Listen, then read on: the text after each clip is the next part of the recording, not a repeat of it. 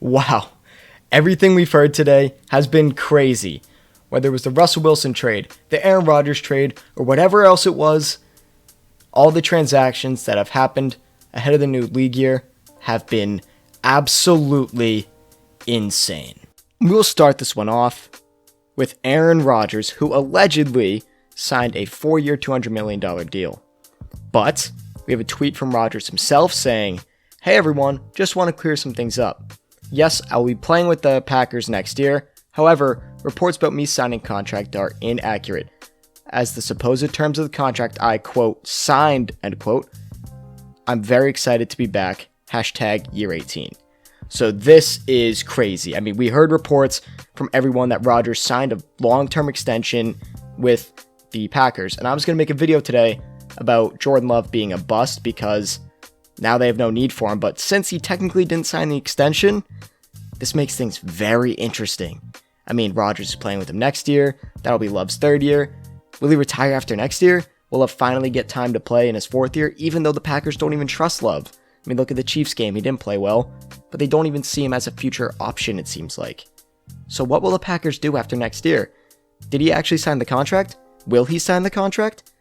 We'll find out soon, I guess, but as of right now, this whole Aaron Rodgers thing, as the whole past year, 2 years with Rodgers, are crazy. I mean, we haven't heard any real answer about Aaron Rodgers and the Green Bay Packers, except on a 1-year basis every single time. But that whole Rodgers situation is just weird. Given the whole fake contract, I don't know what's real and what's not at this point. But let's look at this Jerry Jeudy tweet where he reacts to the Rodgers contract, but then we see Russell Wilson get traded, and he's like, "Oh, we lit."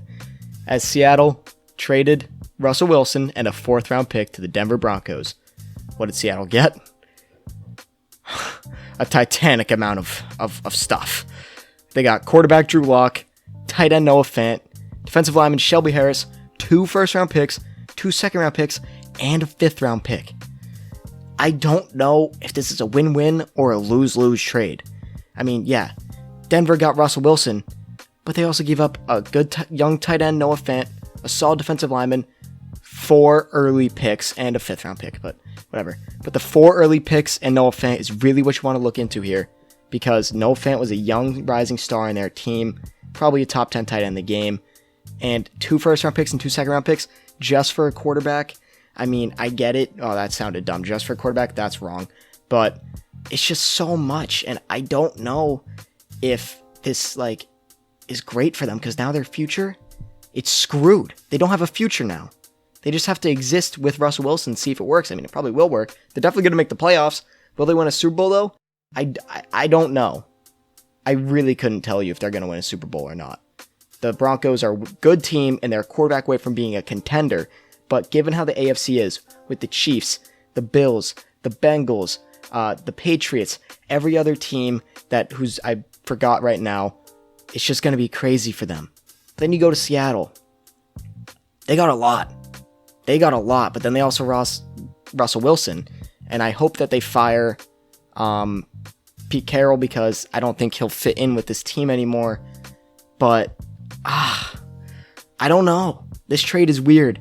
Great for both teams, I guess, but also could be bad for both teams, because the Broncos have a future, and Seattle, while they have a future now, they're going to suck. They have Drew Lock at quarterback. I mean, yeah, he had potential. He might still have some, but DK Metcalf's getting screwed. Tyler Lockett's getting screwed. I wouldn't be surprised if Lockett gets traded. That's just a little speculation from my part, though. That I've not heard a single rumor about that. But overall, I think this trade, depending on who you are, I'm not going to give it a grade. It's either a win-win or a lose-lose. That's the only way I can put this trade. So now we're going to get into the franchise tags, the trade speculation with Christian McCaffrey, and Mike Williams extension, which I will start with. He signed a 3-year, $60 million deal with the LA Chargers. I don't know what to think of it. That's a great deal for Mike Williams, but for the Chargers, it kind of messes up your cap space. I don't know how much they have, honestly. I don't know how much they have as we speak, but it's a great lock up for the team because they need him. Him next to Keenan Allen is a deadly duo, especially with Austin Eckler in that backfield, and Justin Herbert at quarterback. I mean, Mike Williams is just a great player. Does he deserve $20 million? Probably not, but that's what you got to do to keep him off the market. You do not want Mike Williams hitting the market, because him on any other team would be scary. And you just don't want that to happen if you're the LA Chargers. You need him on your team. You spent a high first-round pick on him a couple of years ago. You need him to stay on your team to help make the playoffs. Next, we're going to get in the franchise tags. We have Davante Adams. I mean, he needs to work out an extension. He's waiting on the whole Aaron Rodgers thing because, as I said earlier, apparently he didn't sign the extension. I don't know. I haven't seen any reports after the Rodgers tweet saying he has actually signed it. So I don't really know what's going on there. I could be feeding false information, but I don't think I am because I'm getting it from the man himself on Twitter. But Davante Adams just did the tag. He doesn't want to sign an extension because he wants to wait for what Rodgers has to do. Next, we have Chris Godwin. It makes sense he was tagged. He just tore his ACL. He doesn't want, or the Buccaneers don't want to give him a long-term deal, not knowing what he'll be. So they just gave him the tag, just trying to bring him back for the year whenever he comes back next year, just so he can help them try and make the playoffs again, but they have to figure out the quarterback situation. And then we have Dalton Schultz. I mean, breakout year for him. Great tight end this year. It was only his good year so far, but I mean, he's shown a lot of promise last year, and he can definitely improve. Great tag for the Cowboys. I mean, there's nothing else you can do with Dalton Schultz. You don't know his real market value, so you kind of just have to see what's going to happen with Dalton Schultz next year, and then if he doesn't work out, you just don't re-sign him. And now we're going to move on to the Panthers thinking about trading Christian McCaffrey. I have a tweet right here that says, although the Panthers aren't looking to unload Christian McCaffrey, multiple league sources said they would consider a deal if offered a first-round pick and another player without a big salary cap number. Yeah, that was just a big sigh by me, and I thought it was a good way to end that part, but whatever, improv, all right? But the Panthers, you were not getting a first-round pick and a good player without a big salary cap number for Christian McCaffrey. You know why? He has no part of the best ability in football, which is availability. He missed so many games over the last 2 years. Well, yes, when he does play, he's one of the best players in football, not just running backs. No. You're not going to get that sort of trade value. If Saquon Barkley's trade value right now is allegedly a 4th-round pick, you just are not going to get that first-round pick and a good player with a good contract. I don't know what Scott Fitterer is thinking, but that's just not going to happen. Maybe this is just him saying, we don't want to trade him, but if that's what you offer us, we will trade him, because that's the only way I could see it, because there's no way you get any of that for a player who can barely stay healthy. It's just crazy to me. Just like all the moves that have been made today.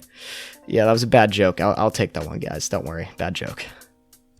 And that's all the news and moves that I've heard today so far, besides, like AJ Klein was cut, but I mean, who really cares? Cam Robinson was franchise tagged. That's a pretty big deal. But I just want to talk about the major ones that happened today. Regarding the Rodgers thing, if it comes out that he actually did sign it in a couple hours, because I'm really confused. I couldn't find anything after that Aaron Rodgers tweet by Rappaport, Schefter, Field Yates, anyone that indicated that he actually did sign it. So if news comes out about that, I'm sorry about this misinformation, but I don't know. It could be true, could not be, but I'm going to take the man's word himself. But overall, all these moves are really good for the NFL. We see more competitiveness in the AFC West, which I personally hate, but it's good for the NFL as a whole. We see the NFC West get a little less competitive with the Seahawks fully falling out of the picture now. Green Bay is going to stay good for at least another year. The Chargers wide receiver core stays intact. Chris Godwin gets to prove himself along with Dalton Schultz, and Davante Adams is with Aaron Rodgers for another year. I love these moves. They're all great for the sport of football. And with all that being said, that is it for me, guys. Thank you for tuning into Fanatic Sports. If you made it this far in the video, please leave a like and subscribe to the channel, as all support is very much appreciated, helps me out more than you know. Also, make sure you follow me on Instagram at FanaticSports25 and on Twitter and TikTok at Fanatic Sports. This is Joe from Fanatic Sports, signing off.